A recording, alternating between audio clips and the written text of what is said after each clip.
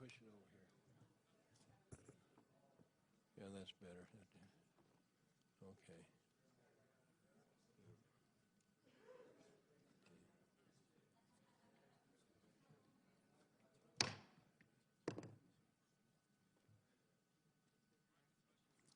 Good morning. Today, the House Armed Services Committee meets to receive testimony on Al-Qaeda in 2010. How should the U.S. respond?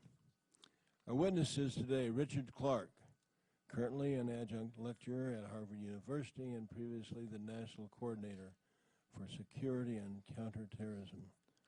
Juan Zarate, Senior Advisor with the Center for Strategic and International Studies and the former Deputy National Security Advisor for Combating Terrorism. Coll, President of the New America Foundation and the Pulitzer Prize-winning author of Ghost Wars, The Secret History of the CIA, Afghanistan, and bin Laden from the Soviet invasion to September 10, 2001. We welcome you and we thank our witnesses for being with us. Since the attacks on September 11, 2001, the United States has acted forcefully to disrupt and defeat Al-Qaeda and to eliminate their safe havens in Afghanistan and Pakistan. I firmly support our ongoing efforts in Afghanistan. I believe it's vital that we succeed there, and I commend the President on his recent decision to increase our force levels in that conflict.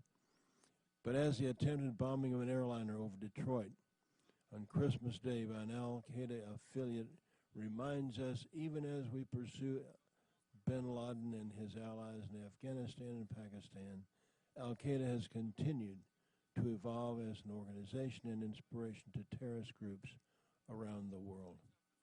In order for us to combat this evolving threat, I believe we must understand the state of Al-Qaeda and how it has changed over the years. In this effort, the committee's hearing today with outside experts builds on the classified briefing we held recently in past full committee hearings. The Terrorism and Unconventional Threats Subcommittee, led by Adam Smith and Jeff Miller, have done great work in this area over the years, and I'm sure will continue to do so under the leadership of Chairwoman Loretta Sanchez. The title of this hearing, Al-Qaeda in 2010, How Should the U.S. Respond?, poses a deceptively simple question that I hope our witnesses can help us with. But the real questions are harder.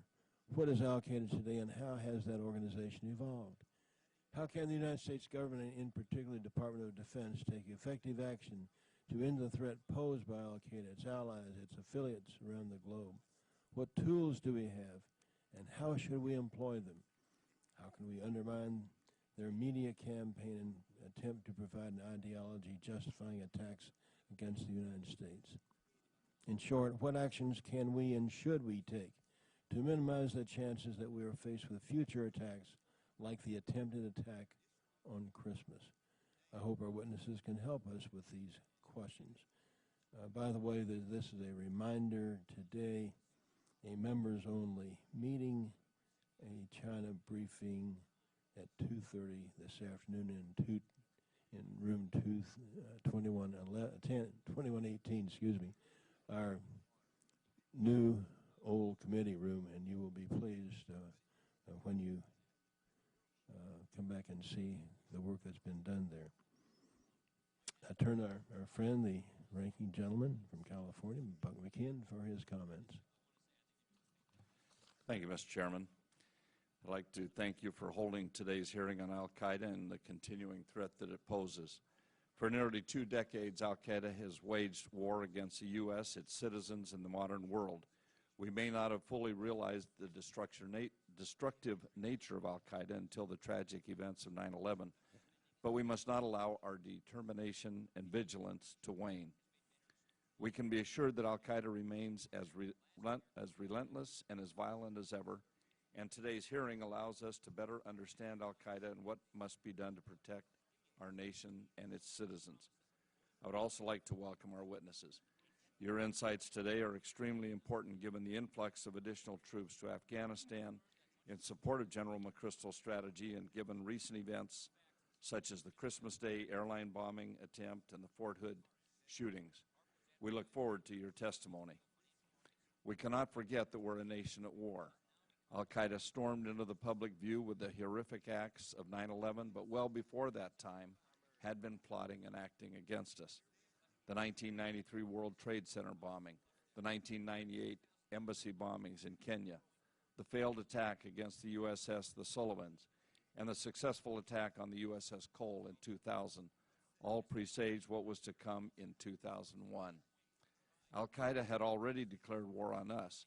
Only after the World Trade Center bombings, the Pentagon, and a Pennsylvania field were burning did we fully appreciate that fact.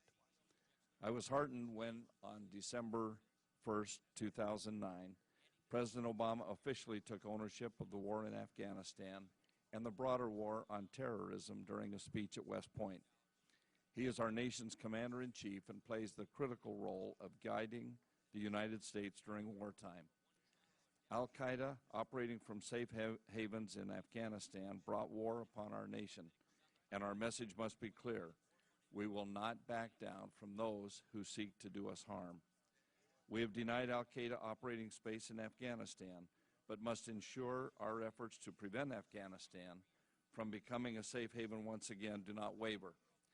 The administration's decision to support General McChrystal's counterinsurgency strategy is an important step towards stabilizing the country and, importantly, in degrading Al-Qaeda's operational capability.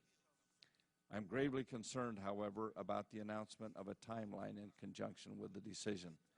We must allow events and conditions on the ground to be the basis for any decisions on our Afghanistan strategy, not Washington politics.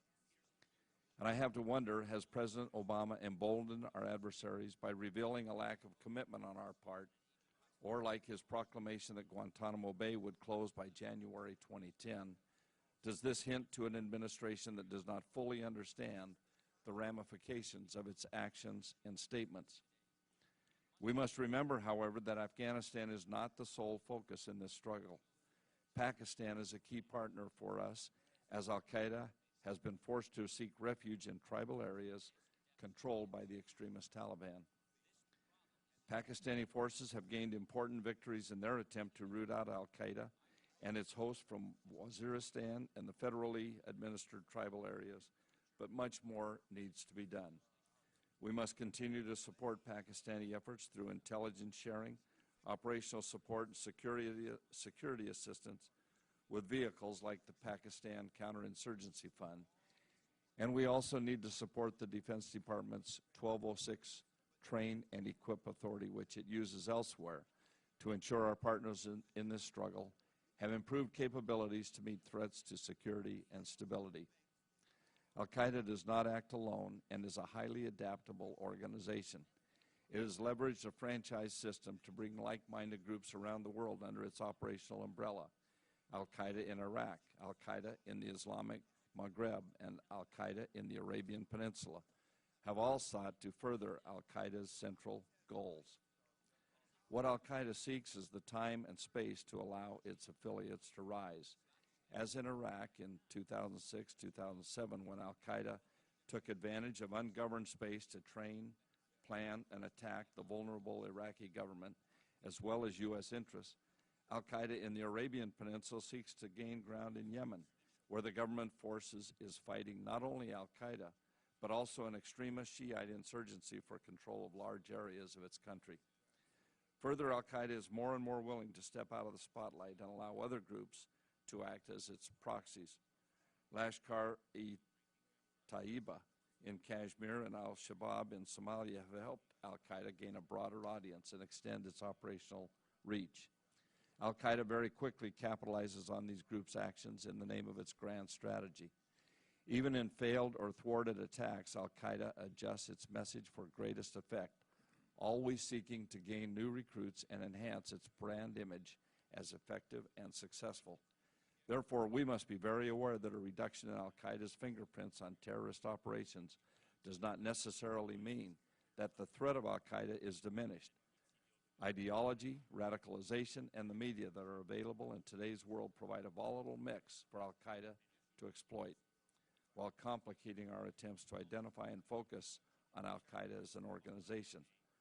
The Little Rock, Arkansas, and Fort Hood shootings and Christmas Day bombing attempt all represent an increasing threat, that of radicalized individuals who attack either on their own or with minimal operational coordination with an Al-Qaeda handler. The hand of Al-Qaeda may not be nearly visible, but the threat remains. The challenges we face are many, but we absolutely must not fail to recognize that we are at war, and our enemy will seek any and all means to advance its cause. We are not facing common criminals, and this fact was reaffirmed on January 5th when the U.S. Court of Appeals for the District of Columbia Circuit upheld the right of U.S. governments to detain combatants. This decision reaffirms the belief that the laws of war are the appropriate foundation for and are needed in our efforts against terrorists who may not wear uniforms but who are waging war against us. I believe the administration would be making a very dangerous mistake were it to treat terrorists as common criminals. While Al-Qaeda operatives may not wear uniforms or follow the Geneva Convention, we cannot ignore the fact that Al-Qaeda is waging war against us and that terrorists are Al-Qaeda's foot soldiers. They do not merely break civil laws, but advance a strategy that seeks to topple governments through terrorism and other means. They cannot be viewed as anything less than prisoners of war. One would think that the President's policy towards Guantanamo Bay's detention facility would reflect the fact that we are at war. Yet he seeks to close the facility without a clear plan and return many detainees to countries rife with ungoverned spaces and Al-Qaeda cells. The remaining population at Guantanamo Bay does not represent chance battlefield detainees or mere supporters, but hardcore operatives. Given recidivism rates that are 20% or higher, the President's position on detention and prosecution of these wartime detainees held there is especially alarming in its incoherence. In response to the administration's irresponsible handling of the detainee issue, we've introduced the Detainee Transfer and Release Security Act of 2010. This legislation will block transfers from Guantanamo to countries with ungoverned spaces, active Al-Qaeda cells or networks, or confirmed cases of a former Guantanamo detainee who was transferred to the fight. Our efforts would have blocked the December transfer of 7 detainees to Yemen and last week's transfer of 2 detainees to Algeria. America cannot be complicit in allowing former detainees to return to the fight against the United States. Our policies and strategies must reflect the fact that we are at war. We should not simply close Guantanamo, and we cannot allow enemy combatants to return to the battlefield. In Al-Qaeda's worldview, the U.S. should not exist. Therefore, in this war, we must seek to defeat our enemy. Measures that fall short of that goal, denying Al-Qaeda operating space, disrupting Al-Qaeda operations, must not enter our lexicon or our thought process. I take it as a personal responsibility to remind my fellow members, my constituents, and my colleagues throughout the government of what is called for in this great struggle. With the fact that we are at war clear, I look forward to our witnesses' input today.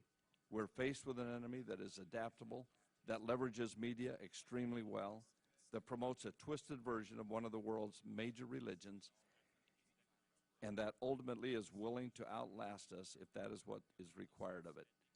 Your testimony will help us gain greater understanding of how to face those challenges and how we can best shape our strategy, policy, and actions to ensure that we defeat Al-Qaeda in what can only be viewed as a war of survival. Yield back, Mr. Chairman. Certainly thank the gentleman. Again, we appreciate the witnesses testifying today, and we'll start with Richard Clarke. Thank you again for being with us. Thank you, Mr. Chairman. It's always a pleasure to respond to your request for testimony or other assistance. You asked, what is the status of Al-Qaeda and what should we be doing in way of response to it? These questions have been asked a lot since Christmas, and I think we need to pause for a minute and ask ourselves, what would have happened in this country if that detonator on board that Northwest Delta flight had worked? Because that's really the only difference between a successful attack and the failure that occurred was whether or not that detonator worked. And I'm afraid that if it had worked, a lot of people would have jumped to perhaps the wrong conclusion. They would have thought that because one single terrorist was able to penetrate our defenses and cause the death perhaps of 200 Americans in the United States, that necessarily would have meant that Al-Qaeda was resurgent, or that there was some failure in the policies of the last administration or some failure in the policies of this administration. And the American people would ask themselves why it was the case that over a decade after Al-Qaeda became a major issue for the United States, that we had not been able to eradicate it. I think it's important that we ask ourselves these questions now publicly, because the difference between one detonator working and one detonator not working suggests to me that we could very well have a successful attack. And when we do, if we do, we shouldn't panic, and we shouldn't necessarily jump to the wrong conclusions. So in trying to answer your questions at a very high level, I've structured my response in the form of 7 propositions, and I'll try to go through them quickly, but they're available in the written testimony. The first proposition is that if Al-Qaeda does stage a successful attack, it doesn't in and of itself indicate whether or not they're getting stronger or not. That lone operators will always be a threat, whether they are from Al-Qaeda or from another organization. Modern societies are inherently fragile to lone operator attacks. We saw that with Oklahoma City, where there were just 2 or 3 people involved. We saw it in the Washington area with the Washington sniper. We are always going to face a threat of lone operators. Secondly, many of the groups that we hear about, many of the attacks that we see that are labeled as Al-Qaeda, really are not Al-Qaeda central. They are groups that had existed for years, in some cases for a century, and have been relabeled or have relabeled themselves as Al-Qaeda. And 2 of them, for example, Al-Qaeda in the Maghreb and Al-Qaeda in Mesopotamia, have actually imploded in recent years. They lost popular support because of their excesses, and they were also successfully suppressed by security forces. So I think we need to ask ourselves, really, what is Al-Qaeda? And perhaps the best way of looking at it is to focus on Al-Qaeda Central, the organization that attacked us on 9/11, the organization that, unlike the affiliates, has targeted the far enemy, which is the United States. And Al-Qaeda Central has had its ups and downs. It was certainly very strong prior to 9/11. It was hit badly after our invasion of Afghanistan. It had a bit of a resurgence in the last several years. But in the last 2 years, with our increased tempo of operations against their sanctuary in Pakistan, and with the Pakistani government finally doing something about that sanctuary, Al-Qaeda Central is a somewhat reduced threat than it was in the past. Nonetheless, there are affiliate groups that are of concern, and 2 of them in particular seem to have targeted the far enemy, the United States. Al-Qaeda in the Arabian Peninsula, based in Yemen, consisting largely of Yemenis and Saudis, seems to now have its intent on going after the United States, including here in the homeland. And certainly the Taliban is engaged in daily combat with the United States. A third group, Al-Shabaab in Somalia, may also be involved in preparing people to attack the homeland. Mr. Chairman, I'll skip over the other propositions there in the testimony, but I think the chief point here is that the eradication of Al-Qaeda is the work of a generation. And it is not something that the American people should believe that any administration will be able to accomplish. Nor should the American people expect that any administration will be able to prevent all successful attacks. And when and if an attack does come, in the United States, despite all of our efforts and despite the fact that we are winning this war. We need to be nonpartisan, we need to be analytical, and we need not to panic. Thank you, Mr. Chairman. Thank you, Mr. Clarke. Mr. Zarate. Thank you, Mr. Chairman. Ranking Member McKeon, distinguished members of the committee, pleased to be with you here today to testify, and I thank you for the invitation. I think it's an important moment to look at the nature of Al-Qaeda, in particular given the past series of events over the last year, plots uncovered, Christmas Day failed attack, the growing role of Al-Qaeda in the Arabian Peninsula, and frankly the continued allure of Al-Qaeda's ideology, including in the homeland. Mr. Chairman, Al-Qaeda is no longer the same organization we faced on September 11, 2001. In many ways, it has been decimated, with the core elements of the organization on the ropes.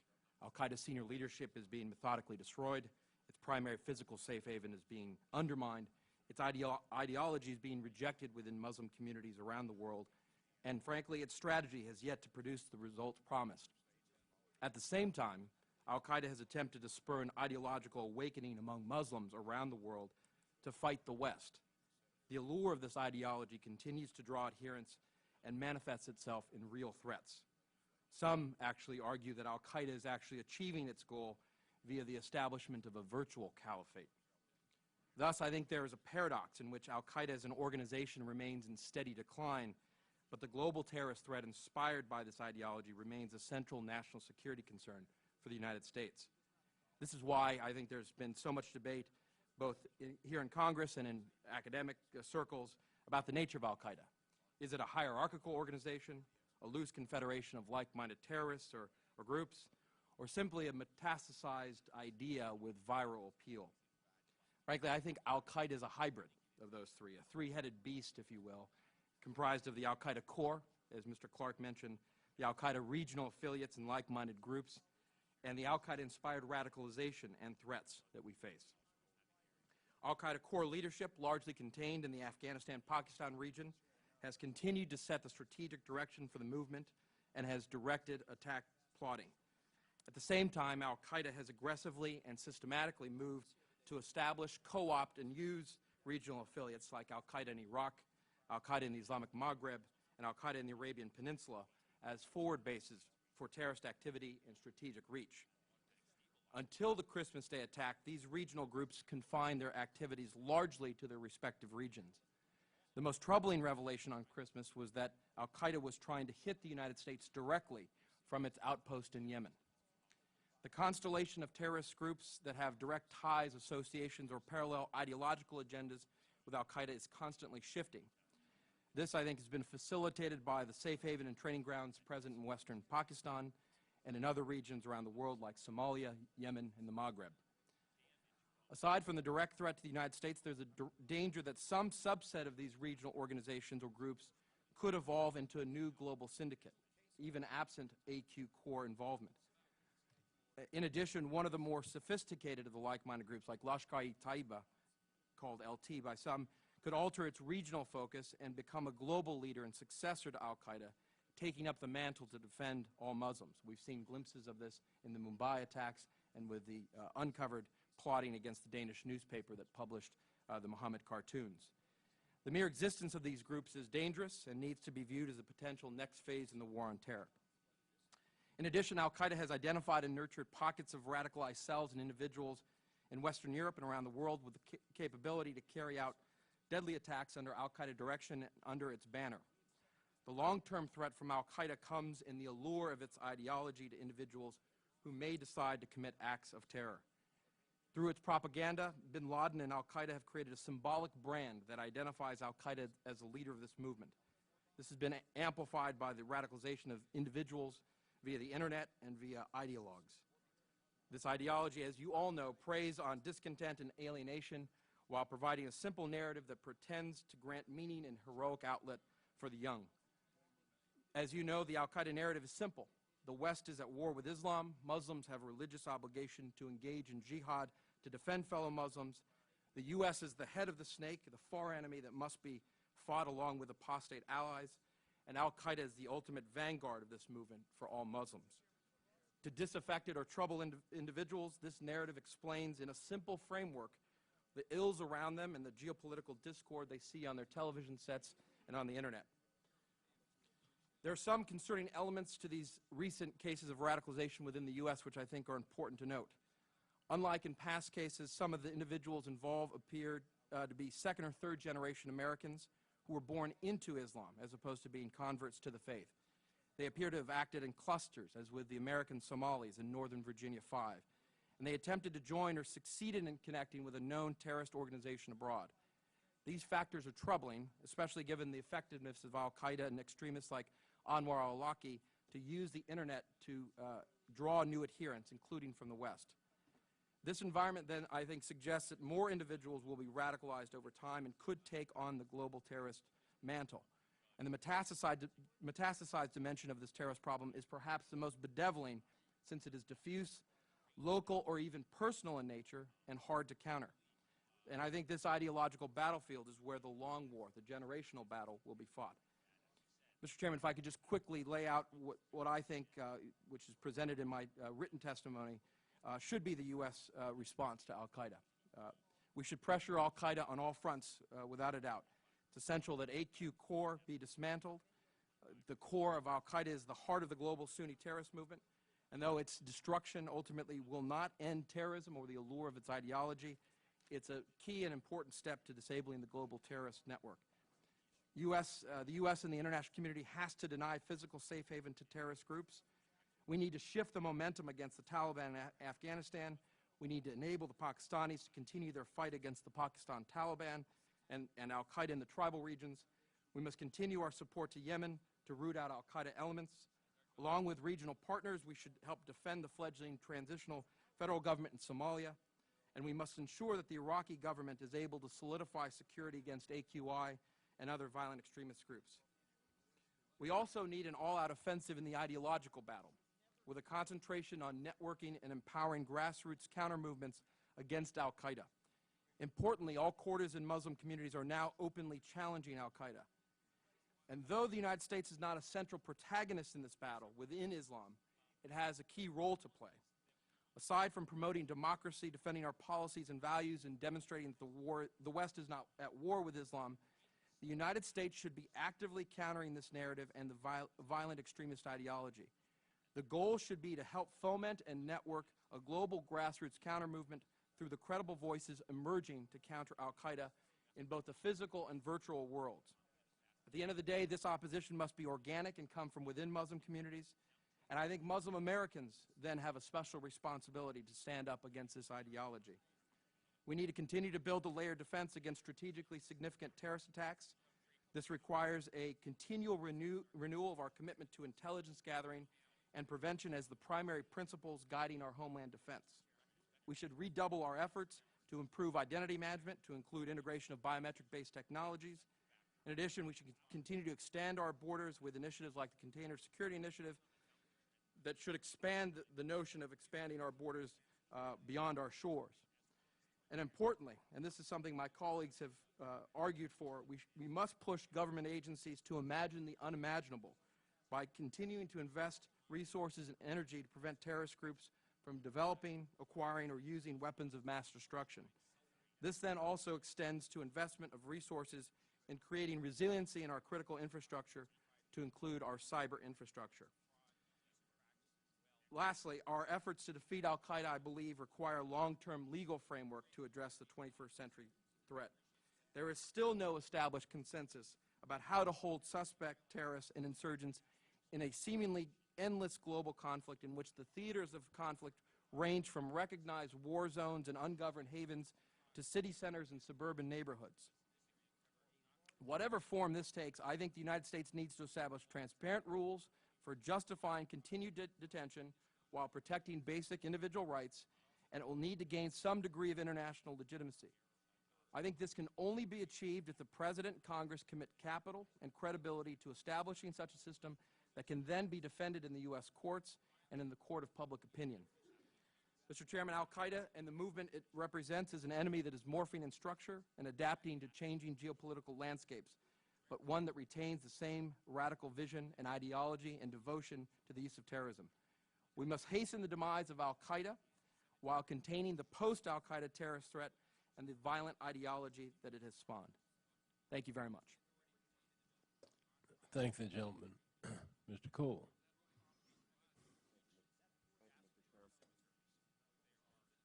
Make sure the microphone is on, please. My fault. There you Thank you, go. Mr. Chairman, and Ranking Member McKeon, members of the committee, for this opportunity to testify. I agree with the previous speakers about virtually everything they had to say. I'll try to briefly offer a few complementary angles of vision. I agree also with my predecessor that Al-Qaeda presents a paradox today. Its political and ideological support in the Muslim world has been declining, and yet it remains resilient as a source of disruptive terrorist violence. And part of the explanation lies in the complexity of what we mean by Al-Qaeda. It's evolved to a point where it is really several things at once. It's a specific organization with 21 years of history, and the same emir and deputy emir who were appointed at the first meetings in Peshawar in the summer of 1988. That organization remains intact, and it manages through the same Shura committees that it began with. It's also a network of like-minded groups, a network that was really formally organized in the 1990s. It's evolved and changed shape, but it's still around as originally conceived, and Al-Qaeda is also a movement, an ideology, a brand. As a political movement, I think Al-Qaeda is failing. Multiple polls have described the decline in public support for its tactics throughout the Islamic world since about 2005.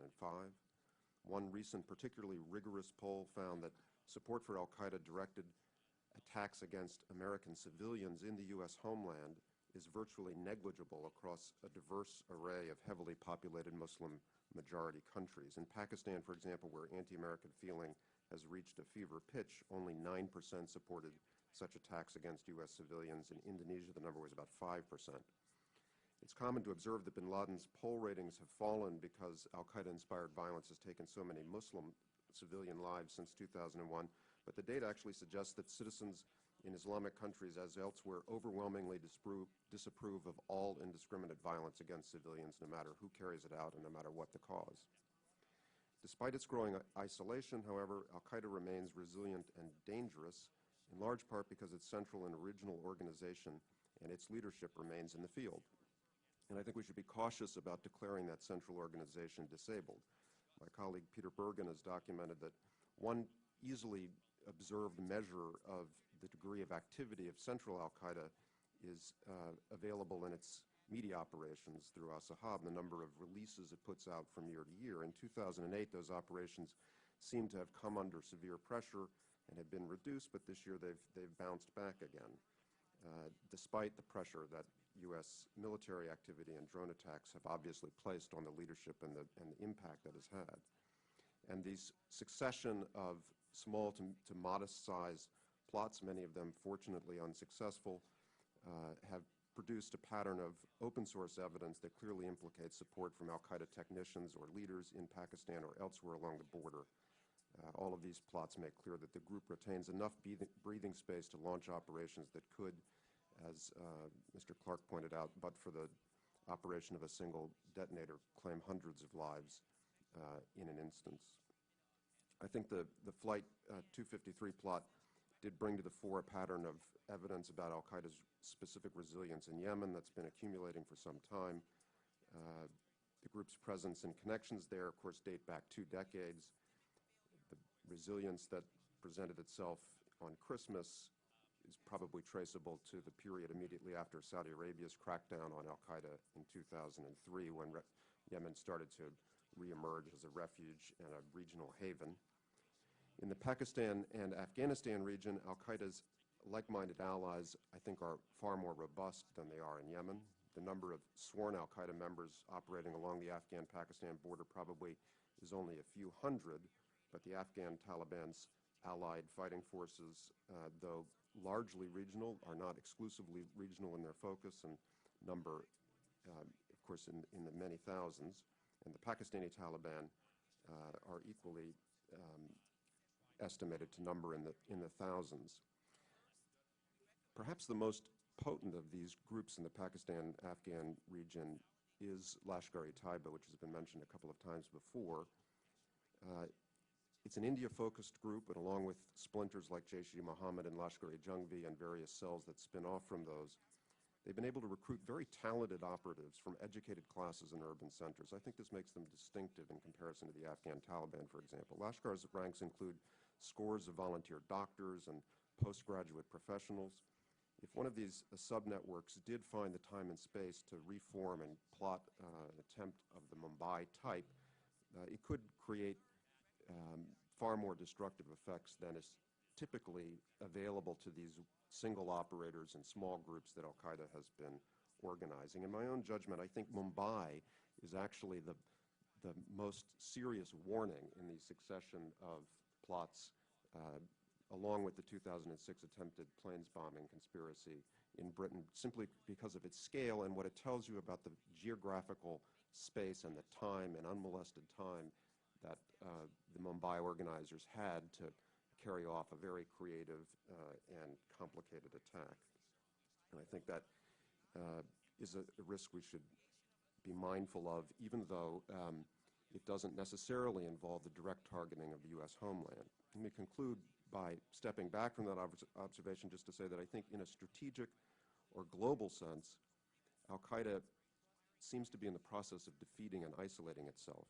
Its political isolation in the Muslim world has set the stage for the United States and allied governments with persistence and concentrated effort to finally destroy central Al-Qaeda's leadership along the Afghan-Pakistan border.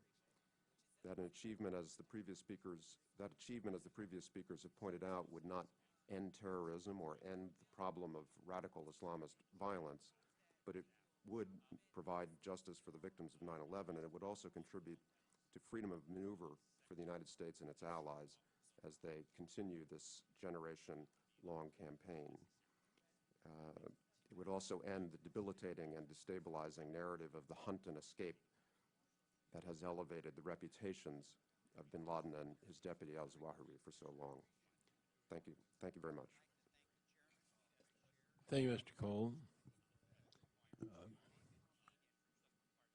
Mr. McKeon.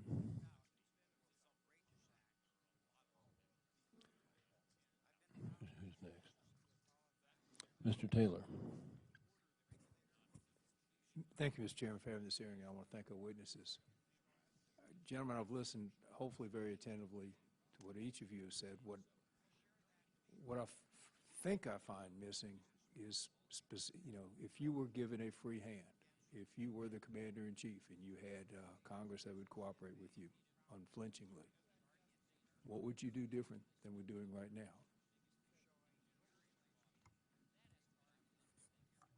Congressman, I think implicit in your question is that we should be doing something different. And what I'm trying to say is that you should not, just because there was an almost successful attack over Detroit, conclude that we're not being successful.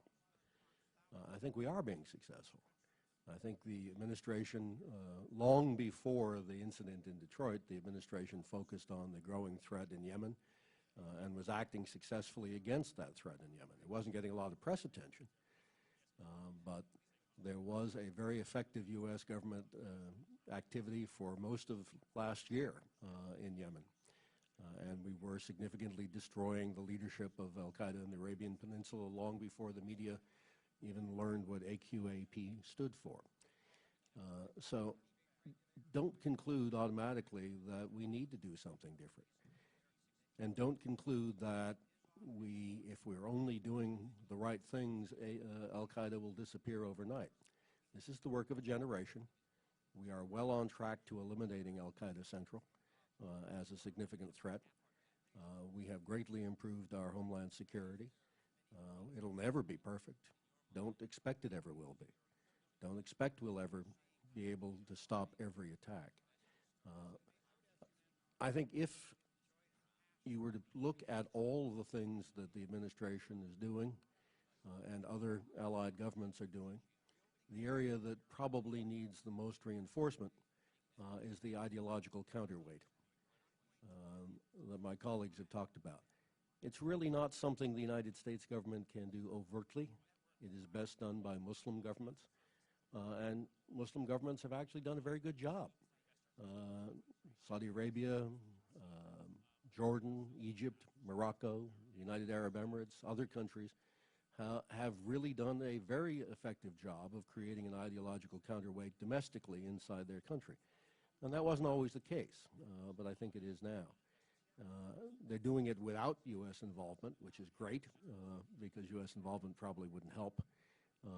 But there are things the United States can do, and if there were one area where I would strengthen our efforts, it would be in the somewhat fuzzy and hard to define area of creating an ideological counterweight. Sir.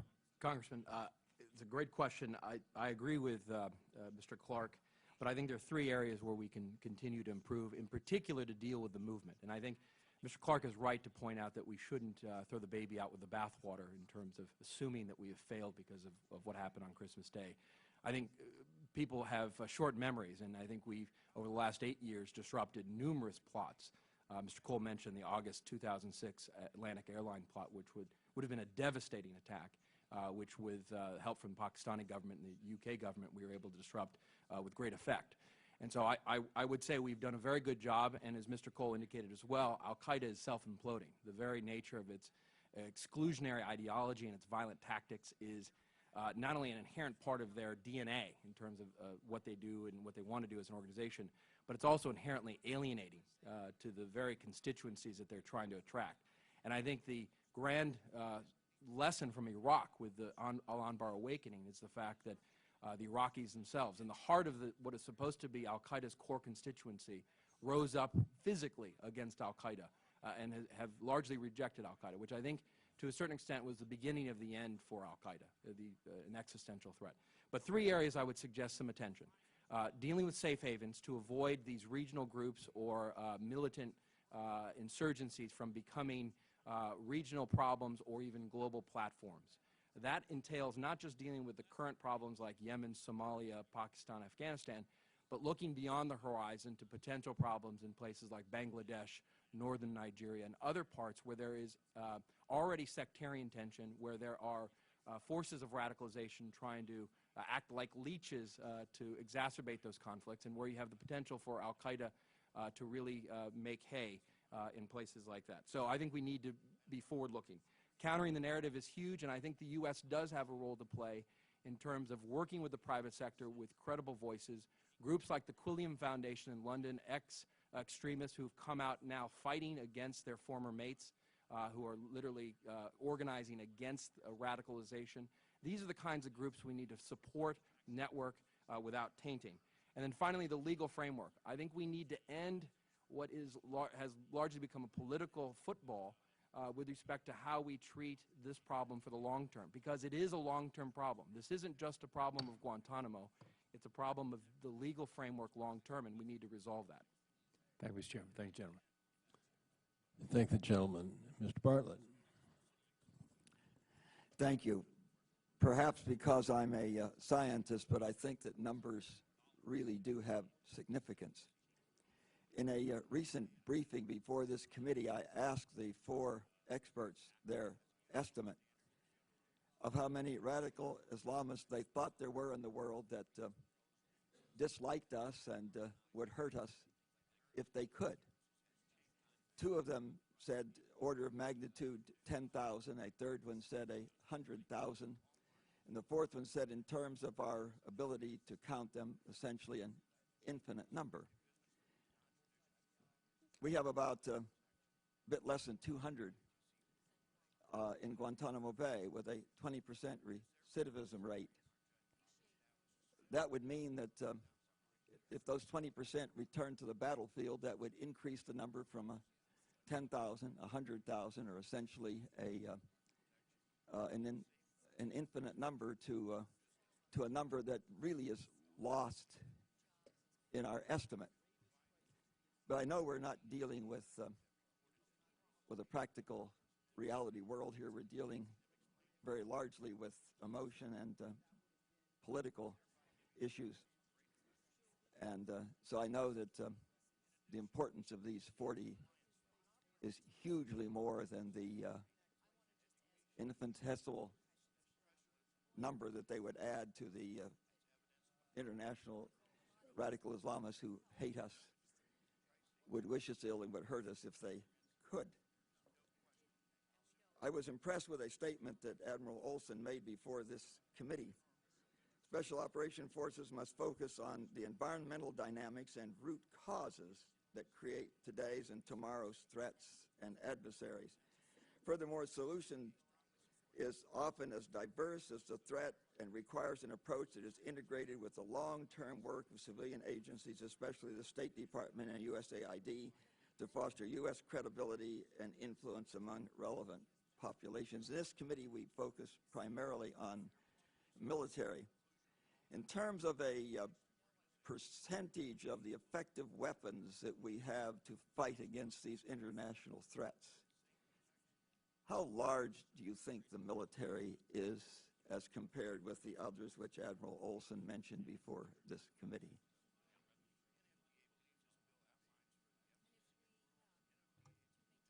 Congressman, I think obviously in Afghanistan, the United States military is our principal weapon in fighting against the Taliban. If you can put Afghanistan aside, and that's asking a lot, but if you consider the rest of the world where the threats exist, I think the military is a valuable tool, probably of equal importance with the FBI and law enforcement cooperation, probably of equal importance with the State Department and AID.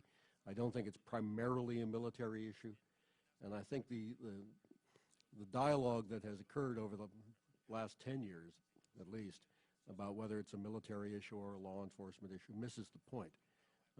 It's not a military or a political issue or a sociological. It's all of the above. And the only way for us to combat it effectively is to use all the weapons available to the United States. And certainly some of our military is a valuable weapon on some occasions in some environments. But it's not an either-or situation. Law enforcement plays a very, very critical role, as does intelligence. And as you suggest, going after the root causes is also valuable in some countries. So we need to tailor our response depending upon where we're operating, and we need to use everything we've got. Congressman, I'm a huge fan of Admiral Olson's and the Special Operations community, and I think as we look forward to the nature of asymmetric warfare, we're going to be relying more and more on special forces in environments of concern and interest, both in preparation of the battlefield and in trying to determine what national resources we can bring to bear. I would just say we need to remember some important lessons over the last 8 years where we have been successful. If you look at Southeast Asia, where all of the experts in 2001 and 2002 were expecting the second front in the war on terror to emerge, given Al-Qaeda's presence there, their deep ties to local groups like Jemaah Islamiyah and Abu Sayyaf group. There has been incredible success, I think, in not only disrupting those networks, but disrupting their regional and global reach. And part of that has been the work of the special ops community. Part of it has been the work of locals. And I think that's a good formula to look at in the future. Thank you. Thank the gentleman. Mr. Clarke, let me ask you, what would victory against Al-Qaeda look like? Mr. Chairman, I think if we look out maybe 20 years from now, if we're lucky, and there isn't an Al-Qaeda, there isn't a structured organization known as Al-Qaeda, and more importantly, if the violent Islamic ideology represented by Al-Qaeda is significantly on the wane, then I think we would be able to declare victory. The ideology is never going to go away. It's been around for 1,000 years. It comes and goes. There are waves in Islamic history of this sort of deviant, distorted strain of Islam, just as there were in Christianity for hundreds of years.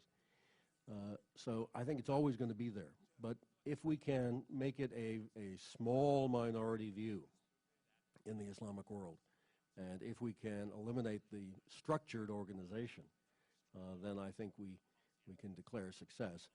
But we'll never be in a situation where there are no violent Islamic cells anywhere in the world. For us, we need to determine success in part by eliminating organizations that threaten the United States, that see as their primary purpose going after what they call the far enemy. Those are the ones that should be our highest priority. How do you get at the Islamists who will always have a violent streak in them? I think what's proven so effective so far is to have respected imams in the community explain in the mosque on Fridays why the things that are being said by Al-Qaeda are lies, why they are distortions. To do that at the community level throughout the Muslim world. That is being done in a lot of countries, and it's being done quietly, but I think very effectively.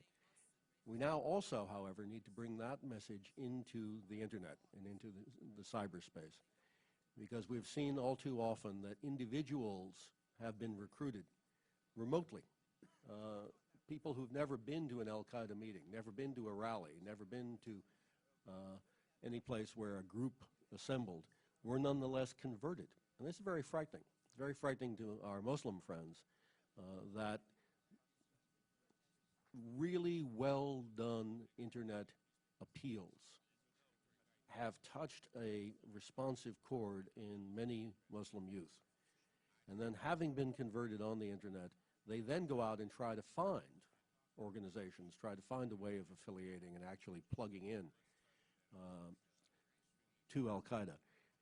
We do not yet, as far as I know, have in any country an effective cyberspace presence of the effort, the ideological effort that is the counterweight to Al-Qaeda. Dr. Snyder.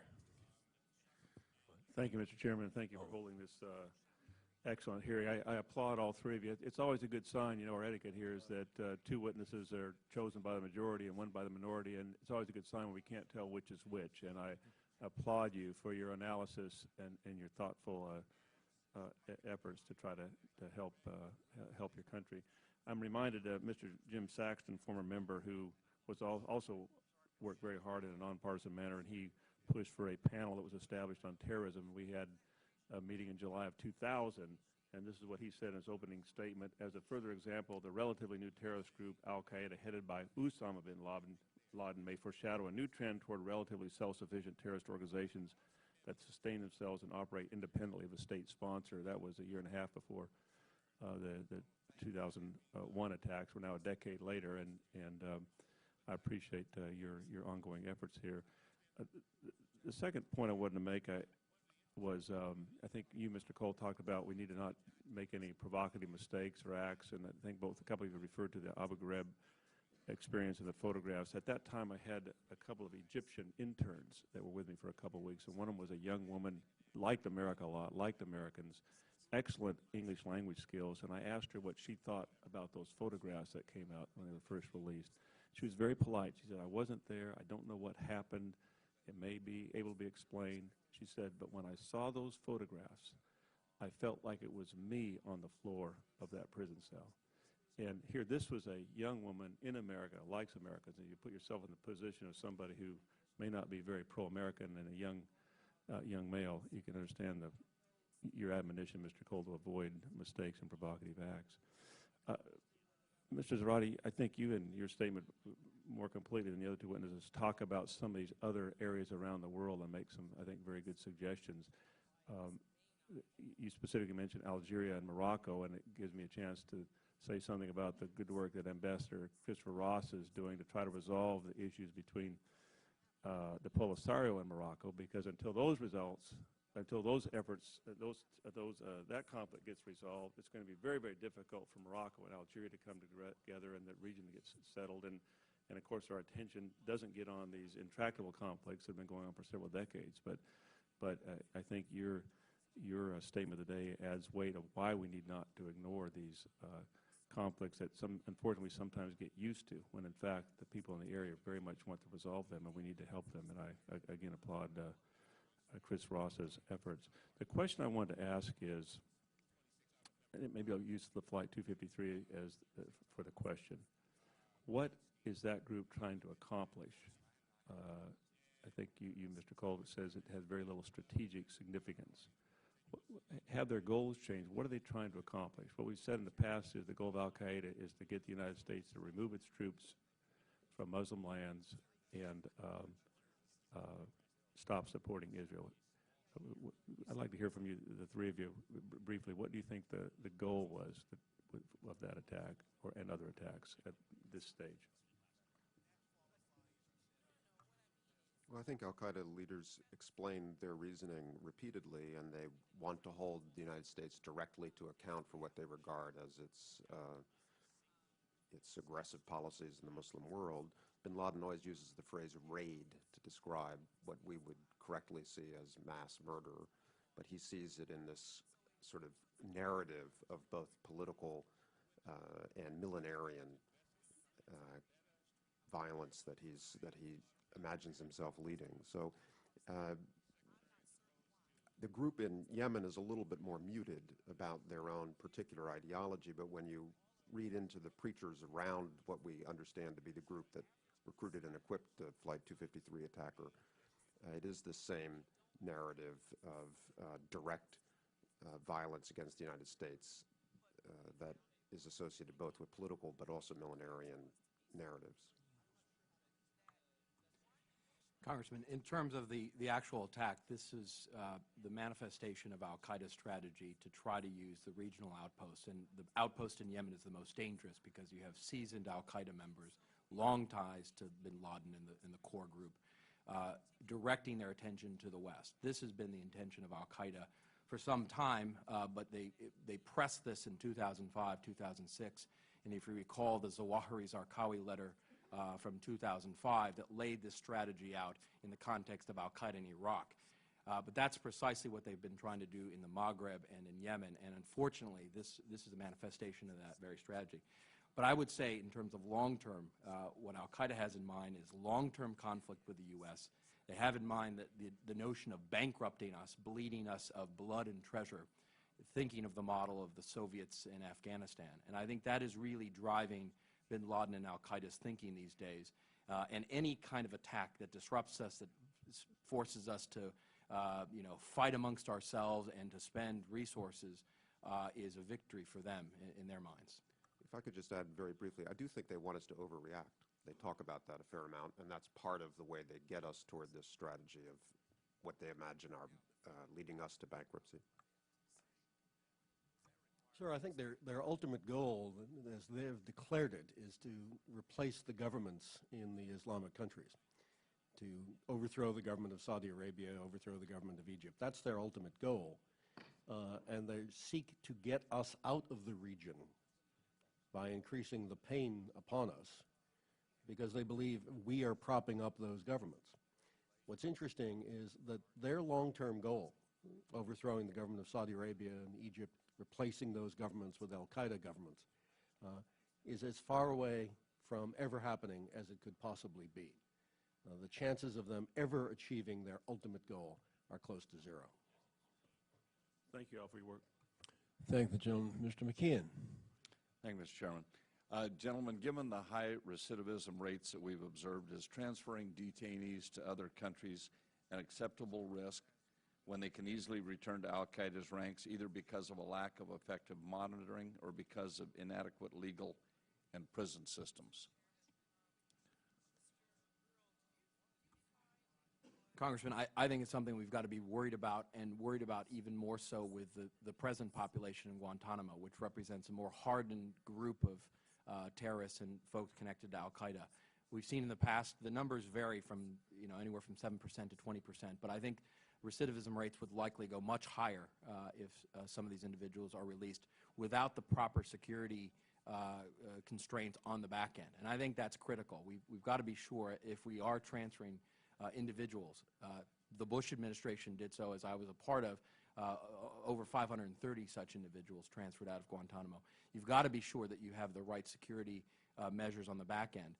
And unfortunately, what we've seen in the past is those security measures aren't foolproof, and we've seen members return to the battlefield. So we've got to be very cautious about this.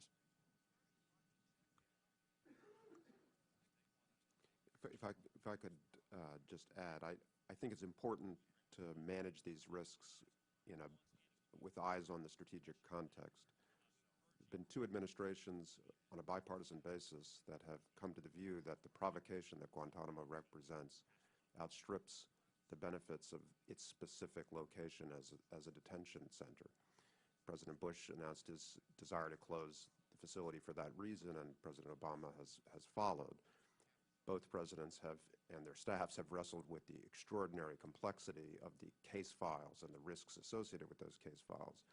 But I do think it's important to understand that the strategic goal here is to create a context in which Al-Qaeda continues to isolate itself in the Muslim world, and Guantanamo is a factor in the provocative narrative that Al-Qaeda has sought to exploit.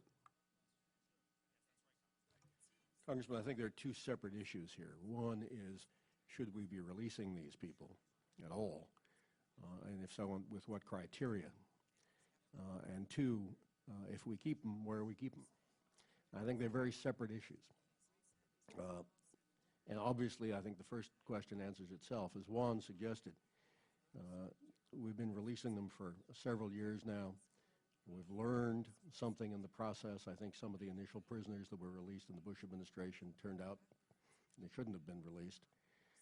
I think we've learned that there are countries such as Yemen that probably can't handle it right now. And therefore, we have to be very careful. But there have been other cases that have been quite successful. So it has been, in both of the last two administrations, something that was considered on a case-by-case basis. And I think we have to continue to do that, learning from our past mistakes. The second issue of, if we're going to keep some number of them, is it important that they be kept in Cuba? And I have never understood the logic that says there's some value of having them in Cuba as opposed to someplace else. I do think that having them in Cuba has become a tool that the Al-Qaeda propaganda machine uses against us. Is it going to solve the world's problems to take that one talking point away from Al-Qaeda? No, it's not. But I don't see why we should continue to hand them a propaganda point by continuing to keep Guantanamo open. I think moving them to someplace else would probably have some minor value. It's probably worth doing. I think that, there's been references to the past administration, this administration. I'm not trying to make this a political issue at all. To me, it's just a rational issue or a economic issue. Because when we had briefings here before the holidays, in 3 briefings we were told how much it was going to cost to move the detainees to Illinois and to New York, and we were talking over $500 million. And given our economic situation, it's hard for me to see how that could possibly be justified. But back to the point of where we transfer them, if they're going to be transferred, is it unreasonable to require that a receiving country not be a state sponsor of terrorism, that it be able to secure and exercise control over its territory, such that terrorist groups do not enjoy a safe haven, and that confirmed cases of Guantanamo detainees released to its custodies are being returned to terrorism? That's my concern. Well, sir, I think we need to develop criteria, and I think probably both the last two administrations have had criteria. We need to keep adjusting them.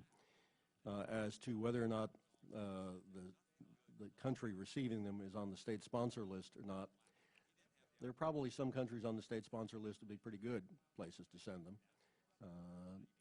I think certainly the government in Syria, which has been on the state sponsored list, government of Syria is about as opposed to Al-Qaeda as we are, and has proven that over and over again, is unlikely to release Al-Qaeda people. But the other criteria you mentioned, whether or not they're able to hold them, would suggest that places like Yemen, which is not on the state sponsor list, probably shouldn't be receiving them right now. Congressman, I think we need to learn lessons and adjust our criteria accordingly, and I think we've learned some lessons from those we've already released. And I think the criteria needs to take into account the shifting international security context. And I think The Obama administration was wise to withhold transferring further Yemenis, given the situation in that country. And so I think that's very important. If I could just mention very quickly on the Guantanamo question again, I think the underlying issue with Guantanamo, for which it is a symbol, is the question of how we hold individuals in this long-term battle. And if we are going to have a preventive detention model, in many ways the locale, the venue, doesn't matter. The issue is whether or not we can legitimately defend the system by which we hold such individuals, especially if they're not going to be held to account in a recognizable court of law. And so I think one of the things this administration really needs to grapple with, and it's part of my testimony, is how do you frame that legal framework, and how do you defend it? And part of that defense may be going back and looking at the fact, and I've heard this from my friends at Amnesty International, that Guantanamo is actually a fairly good place to be held as a detainee, with the facilities that have been built, with Attorney General Holder going down and saying it's a prison that's being well run. And so this may be a time to reflect on whether or not we defend the very notion of Guantanamo as part of a preventive detention model that we have to defend for the long term. Thank you, Mr. Chairman. Thank the gentleman. Mr. Franks. Well, thank you, Mr. Chairman. Mr. Chairman, let me start out by saying, I'm hearing just a little bit of a thread here in most of the testimony that talks about taking away talking points from Al-Qaeda. And I think, Mr. Clarke, in your written testimony, your 6 points said that completing the withdrawal of U.S. combat forces from Iraq is an important component on the ideological front. And I understand that. I just would remind all of us in 2001, there were no U.S. combat forces in Iraq or Afghanistan. There was no Gitmo, and yet the U.S. was brutally and viciously attacked by Al-Qaeda Central, I believe as you refer to it. And it occurs to me that one of the reasons that we're having this discussion about Al-Qaeda is not because they're so powerful. It's because they have demonstrated an intensity of ideology that overwhelms us just by their commitment to do us harm. And it occurs to me that there are two primary components to the threat that they compose. Number one is that intent, and number two would be their capacity to carry it out. And I feel like this notion that we better take away their talking points is kind of dangerous, because it belies what we already know about their intractable intent. So let me start there, but my question is that we have to focus on this thing called capacity. And nothing, of course, I don't think concerns any of us more than Al-Qaeda or groups with that mindset gaining access to weapons of mass destruction, especially nuclear yield weapons. So what can we do today? I'm hoping the entire panel will discuss this. I understand we're not in a closed session, so you'll have to adjust accordingly. But what can we do today to prevent the proliferation of WMD from places like Pakistan, Iran, and North Korea, to eliminate the possibility of a nuclear-armed Al-Qaeda? I just am so convinced that that wipes all other issues off the table if terrorists gain access to even one nuclear weapon, because then the response of the free world that follows, everything is a completely new world. And so what are we doing to focus on preventing the capacity of Al-Qaeda to do us harm, especially them gaining access to nuclear capability? And I'll start with you, Mr. Coll. I think the single most important goal in that respect ought to be to create conditions in which Pakistan stabilizes and is able and increasingly is willing to take the steps necessary to eliminate extremist ideology from Pakistani soil and to stop using extremist groups as a proxy for Pakistani regional foreign policy goals. And in order to create conditions for Pakistan to stabilize in that way, it's going to be necessary, at least in the medium run, to create conditions for normalization between India and Pakistan so that they don't embark on a nuclear arms race that only exacerbates the dangers to the entire world of a nuclear arsenal in Pakistan that's vulnerable to an insider threat over time. Mr. Zarate. Congressman, on your first point, I couldn't agree more. I think we've got to be careful not to give Al-Qaeda heckler's veto over our policies, because I think they do have a centuries-long view of their grievances.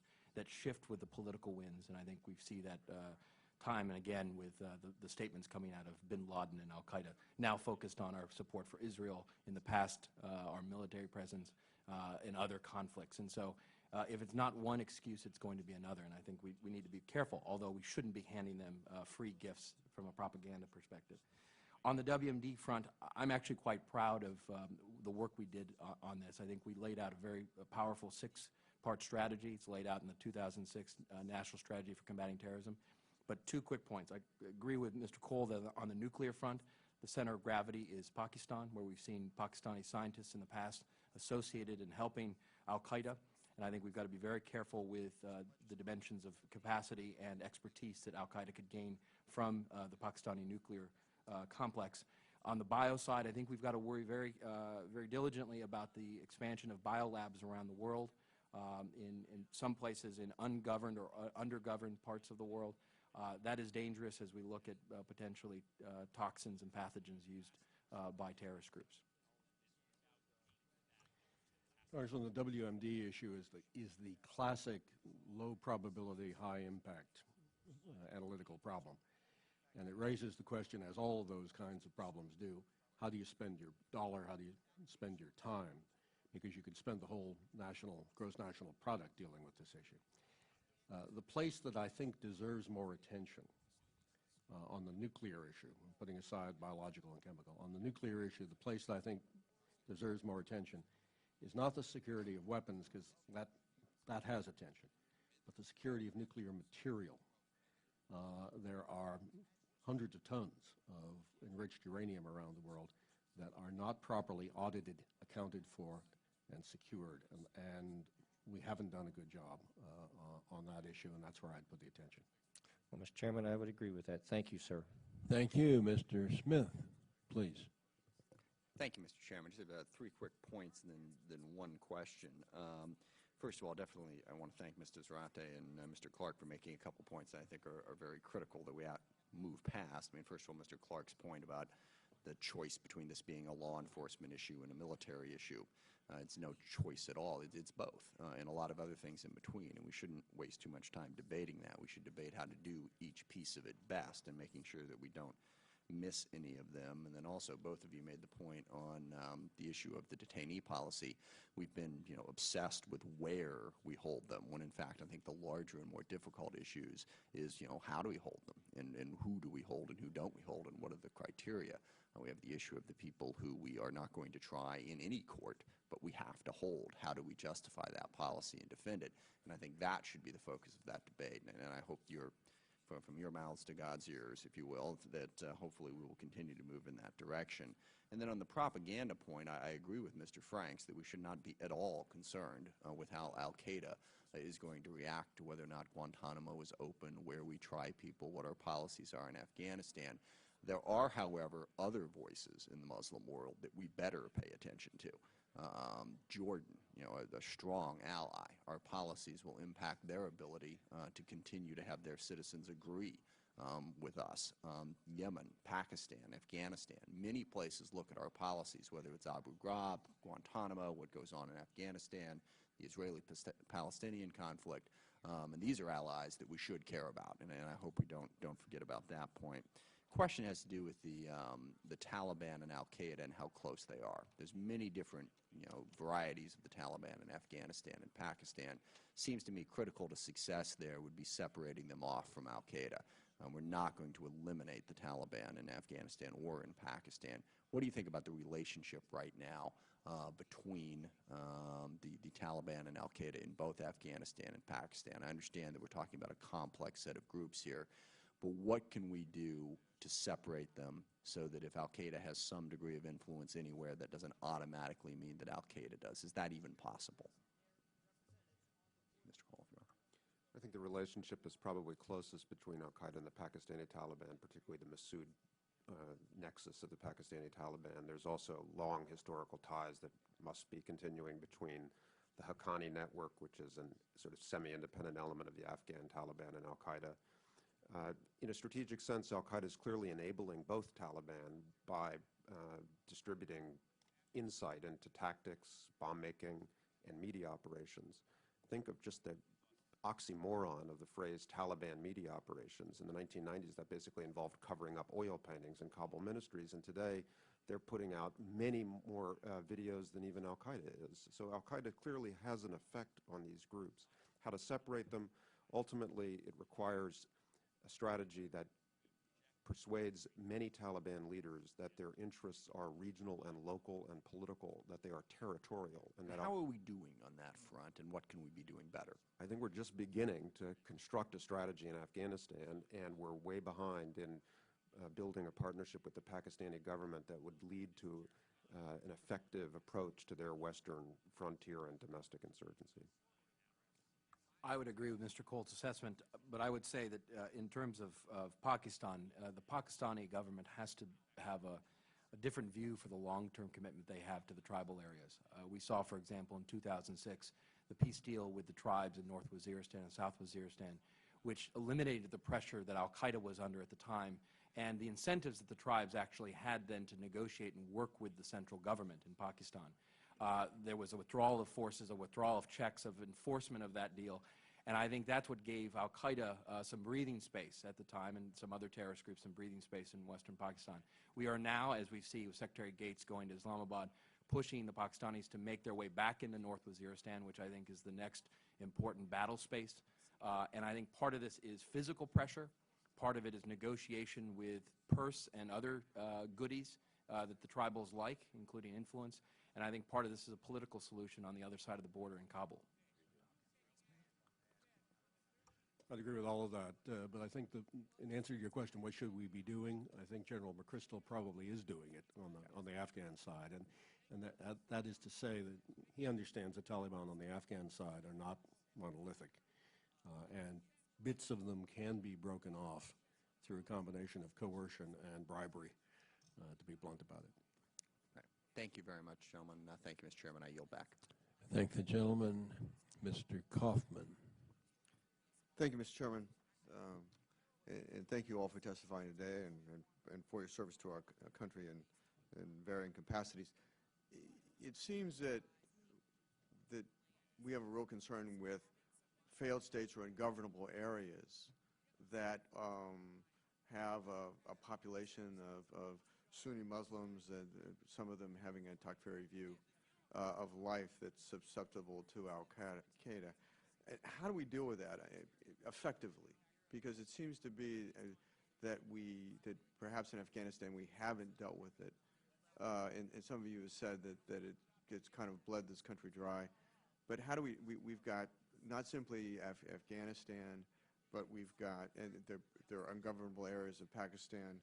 We've got Somalia as a failed state, and we've got problems with Yemen and some ungovernable areas there that have Al-Qaeda elements now. I mean, how can we best protect our national security interests in those areas and not bleed this country financially?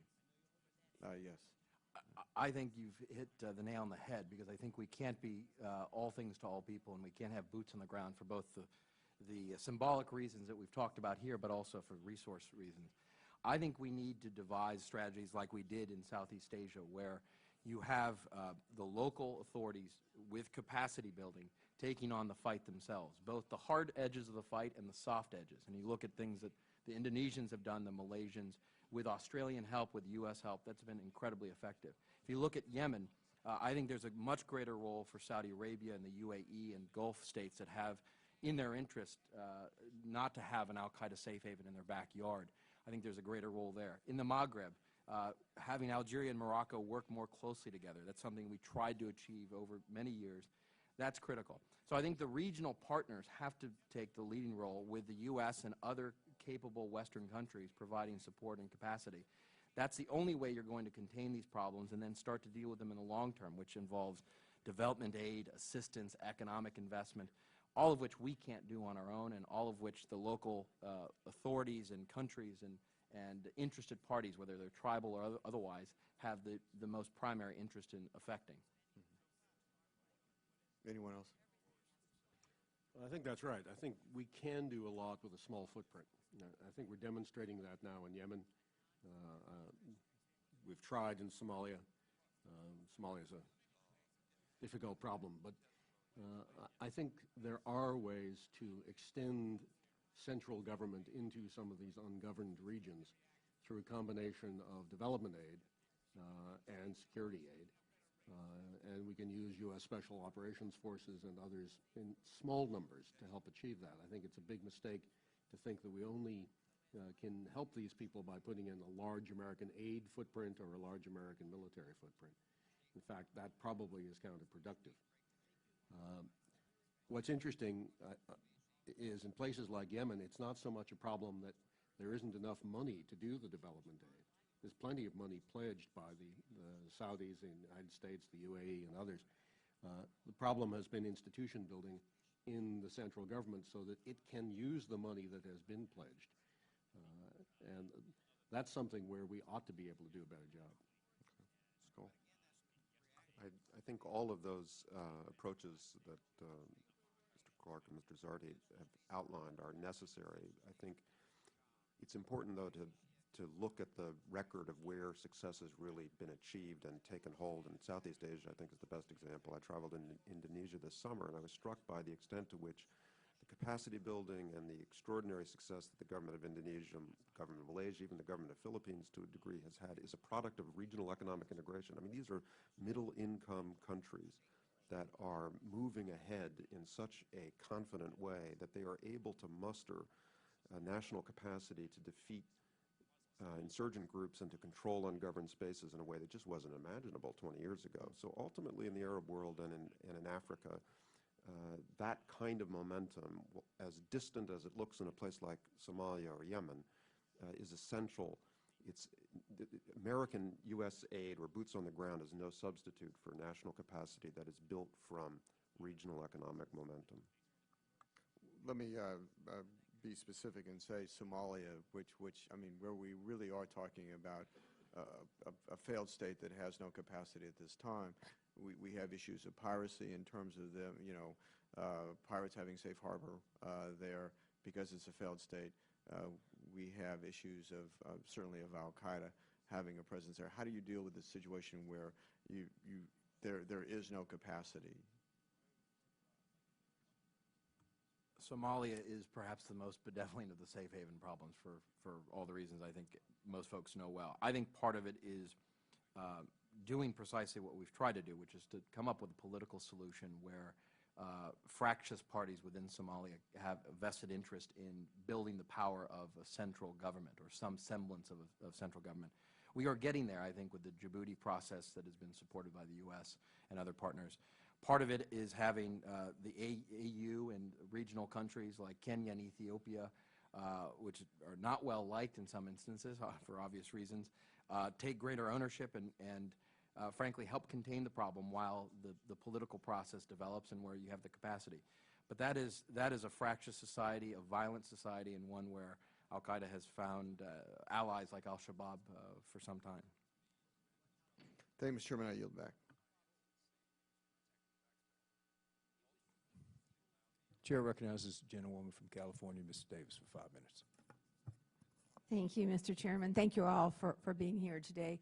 As you know, we're about to start the discussions for the defense budget for 2011, and I'm wondering how you would prioritize our defense spending in relation to Al-Qaeda.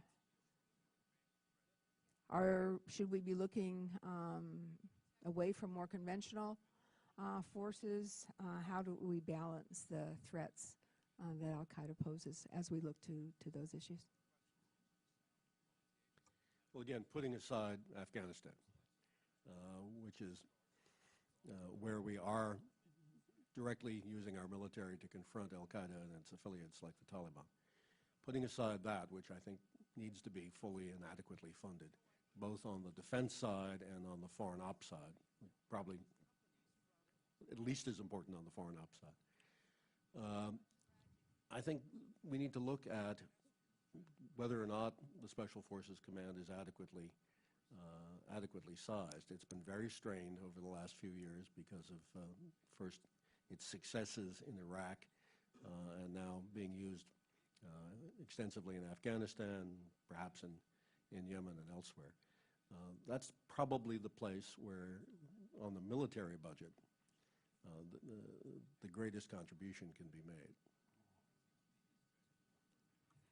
I would agree with that. I think we need to look to see where we have resources that apply to the asymmetric threat, and I think SOCOM is one example of it, where we have programs that can be applied. I think programs that allow us to build capacity with foreign counterparts. I know the special operations community has built a very important and good global network of special operations forces around the world, including with some Arab allies. And so building that capacity to deal with problems as we see in Yemen or in Somalia or in the Maghreb becomes very important, so that we don't have to put boots on the ground, and we've got good and capable allies that are willing and able to do it. So I think that's important. And then finally, I know this may be outside the purview of this committee, but trying to find a way, perhaps through 1206 funding, to blend the funding that goes to state and DOD for these longer-term development aid and assistance programs in environments where you've got incipient conflicts that need both a security component and a development aid and assistance component. I think that's critical, and I don't think as a bureaucracy we've really figured that out as the U.S. government, and we've struggled with it. I'm sure Dick did in his time in the White House. I did as well. My colleagues know the programmatic piece is much better than I, but I would step back and just make two quick observations. First, to reinforce the notion of SOCOM's enabling capacity. When you look out over 20 years, one hopes that the stress that special forces have been under in Iraq and Afghanistan will ebb, but the challenge of enabling regional and local capacity will persist.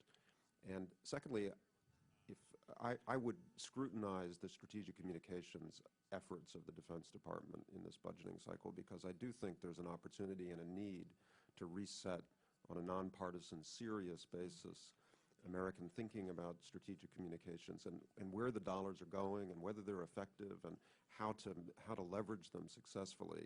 This, again, is a 20-year challenge that's not going to go away, and it would be a good time to start thinking about how to spend effectively to support that goal. Thank you. I appreciate that. I think that one of the lessons that we've learned in the last number of years is how to be more efficient in some ways across agencies. But I also am wondering if you could, maybe just point out where are we the most inefficient in trying to work better together to get, to preserve our security in a way that doesn't bankrupt us, bleed us the way that we're seeing today. Where are we most inefficient? I would have to say, if you look across in terms of the budget, where are we spending money probably least effectively? It's probably in AID, in the Foreign Ops budget, because they tend to go after very large projects, which take a long time and aren't immediately seen by the people in the recipient countries necessarily as beneficial. And to the extent that AID has moved in the direction, which it has, of smaller projects that deliver quick hits, quick victories, the way the DOD money has done so well, I think that's probably a place where we could be more efficient. I couldn't agree more. I think one of the challenges for the U.S. government is aligning our development aid and assistance long-term with our short-term national security needs without doing damage to those long-term goals. And so we haven't figured that out yet, and I think Dick is absolutely right in terms of the lack of efficiencies. And I would echo what Mr. Coll said in terms of strategic communications. I think that was something that we left unfinished in the prior administration, figuring out both bureaucratically and programmatically how you deal with this new war, this asymmetric internet-based war in terms of Stratcom's strategy and structure. So that's important. And finally, I would just say, Congressman, I think we as a government need to start thinking more creatively about how we engage, align, and work with private sector actors. I think we don't do it well enough. And what you have facing us is an enemy made up of non-state actors, cells, networks. What we haven't figured out is how to align those good guys on the good side of the ledger to work against those very networks at the local level. And I don't think we're very good at that yet. Thank you. Fourth chair recognizes the gentleman from Pennsylvania. We have been called for 2 votes, one 15-minute, one 5-minute. It is Chairman Skelton's intention to recognize Mr. Schuster, then break for the votes and come back. Chair now recognizes the gentleman from Pennsylvania for 5 minutes. Thank you, Mr. Chairman. I appreciate that. Mr. Zarate? My Spanish is a little off. You brought up the concern I have about how do we try these terrorists, and it's become a political football. I believe it's become a political football because in my district in rural Pennsylvania, the truck driver, the average American, the average citizen in my district is asking me, why are we giving these people the same rights that American citizens have when they're not? Why did we, the underwear bomber, I understand after 15 minutes of interrogation, they read him his Miranda rights, and he took the advice of the Miranda rights and shut up and waited for his attorney to get there. So that's the reason it's a political football, I believe. I think there is an accepted, credible system out there, and that's the military tribunals. So I'd like to hear your comments on what you think the solution, do we have the solution in place? Congressman, I agree with you. I think one of the challenges that this administration faces, and it perhaps is of their own making, and I think to a certain extent it is, especially with the Khalid Sheikh Mohammed decision to bring him to New York and some of his compatriots to face trial in New York, is the lack of clarity as to what exactly is the legal structure and paradigm being applied. Because what you will have in that context is, in essence, a tiered legal system. For the worst of the worst, they are getting the most protections under U.S. law, the same protections you and I would get in a civilian court, while there are lower-level Al-Qaeda individuals who will not face trial at all, will have no due process, as we understand it, in a civilian court, with no explanation as to why that system makes sense or is in concert with the rule of law. And so I think the first thing that needs to happen is a framework that explains these tiers and explains exactly why they're being applied. I'm not against fundamentally, I was a former prosecutor, terrorism prosecutor, to using the criminal legal system, but it's one tool of many and shouldn't necessarily be the first point of entry for these individuals. And I think it goes to the nature of what we're facing. I think we've got to make some choices. If we want intelligence from terrorists we capture, like the Christmas Day bomber, then you don't Mirandize him and you don't put him immediately into the criminal legal system. But it doesn't mean you can't prosecute him later, as we did, for example, with Jose Padilla. Mr. Clarke, I wondered what your thoughts were.